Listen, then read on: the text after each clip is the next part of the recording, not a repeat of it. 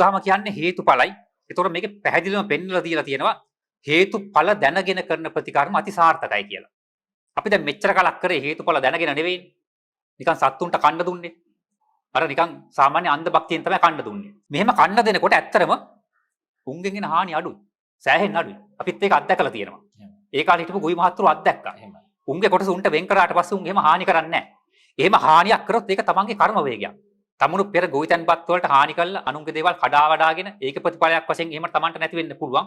හැබැයි අර සත්තුන්ට ලැබෙන්න තියෙන දේ ඒ හිමිකම අහිමි කරලා එන්න තියෙන සාපයක් තියෙනම් ඒක එන්නේ නැහැ. මොකද මේ ධර්මයේ සඳහන් වෙනවා දීම ලැබීමට හේතු වෙනවා නොදීම සාපයට හේතු වෙනවායි කියන්නේ. ඔය ගෙදරට ගේන සීනි බෝතලෙකින් මොනවා හරි කමන්නේ බොම් පොඩ්ඩක් වෙනම පොල් කටුවකට හරි වෙන් කළා තමන්ට කරන්න බැරි නම් තමන්ගේ පොඩි අයට හරි ගෙදර බාර දෙන්න. මේකට මහ ලොකු කාල වේලාවක් ශ්‍රමයක් මුදලක් යන්නේ නැහැ. හැබැයි මේක අනාදිමත් කාලයක් තිස්සේ කරගෙන යනකොට ඒවයි ප්‍රතිඵල අපිට ලැබෙන්න ගන්නවා. ඒ පුංචි කොටසක් විතරයි. ඊට අමතරව තමන් කන පතින් පුංචි කොටසක් හරි ඉතුරු කරන්න අන්තිමට. ඉතුරු කළා අනිත් සතුන්ට ඔය ලේන්න කුරුල්ලන්ට වගේ අර වගේම අදිෂ්ඨාන කරලා දාන්න.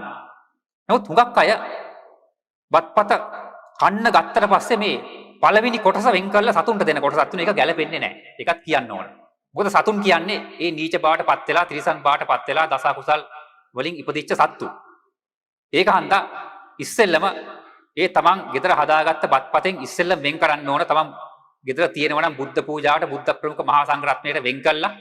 ඊට පස්සේ ඉන්න වැඩිහිටියන්ට එහෙම වෙන් කළා පොඩි අයට දීලා අන්තිමට තමයි සතුන්ට කොටසක් වෙන් කරන්නේ. ඉතින් තමන් කන්න බෙදාගත්ත බත්පත ඉස්සෙල්ලම අනලා දාන්න එපා. ඒකෙන් කොටසක් ඉතුරු කළා. ඒක කොහේ හරි ඔය තමන්ගේ ගේ ආයිනේ අපිරිසුදු වෙන්නේ නැති තැනක එහෙම දාන්න පුළුවන්. ඒ හොදලා දාන ඉඳුල් වතුර ටික වගේ අපි අර පළවෙනි වතාව එකපාරක් සඳහන් කරා වගේ අදිෂ්ඨානයක් කළා. මේ ඉඳුල් වතුර පවා යම්කිසි සතෙකුට ආහාරයක් බවට පත් වෙනවා නම් ඒ සතුන්ට ආහාරයක් වේවා කියලා තුන් වතාවක් අදිෂ්ඨාන කළා. මහලුකුවට වචන නොකියුවත් කමන්නේ. ඉතින් අදිෂ්ඨාන කළා දාන්න. ඒ චිත්ත විපාර නාදේ චිත්ත පරිවිතර්කේ දසදහසක් සක්වලට ගිහිල්ලා මේ විශ්වයේ සුද්ධ වෙන්න බලපානවා අනිවාර්යයෙන්ම. ඔව් දැන් මගේ පුංචි කාරණේ අපි සඳහන් කරේ මේ එකපාරට මේ දහම් කටයුතු වල නියැලෙන්න උකටලී බවක් දක්වන පුද්ගලයෝ ඉන්නෝනේ අපි දන්නෝනේ. ලෝක සම්මතයේ බෞද්ධයෝත් ඉන්නවා සමහරු. මේව පිළිගන්නේ නැති. භෞතිකවාදී අදහස් දරන. සමහරු කියනවා මේ බුදු පිළිම වහන්සේට දාන දීලා වැඩක් නැහැ. බුද්ධ ප්‍රතිමා වහන්සේ දාන අනුභව කරනවද?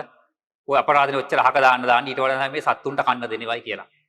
ඒක ඊට වඩා වටිනවයි කියලා. එහෙමත් දෘෂ්ටිගත වෙච්ච මිනිසක් ඉන්නවා. එහෙම. හැබැයි ඒ අය හරි කමන්නේ එසේ නොවන හරි කමන්නේ මෙන්න මේ ක්‍රමවේදයට අනුව ඥාන සම්ප්‍රයුක්තව ඊට පස්සේ සතුන්ට කන්න දෙන්න. ඒකෙන් මේ විශ්වය සුද්ධ වෙන්නේ එක්තරා ක්‍රමවේදයකට බලපානවා. අපි ඊට වඩා ටිකක් ඉහළට ගියොති. මේ පුංචි ක්‍රමවේදයක් කිව්වේ. හැබැයි පුංචි වුණාට තමන් අනන්ත අප්‍රාණ සංසාරයේ ගෙන ආපු කර්ම වේග ගෙවා ගන්න ඕකත් දායක වෙනවා. ඒ කියන්නේ තමන් අතින් අවඩක් අසාධාරණයක් වෙච්ච සතුන්ටත් ඒ වගේම තමයි උපකාරට ප්‍රතිඋපකාර නොකරපු ඒ සත්ත්ව කොටසටත් වන්දි ගෙවන එක්තරා ක්‍රමවේදයක්.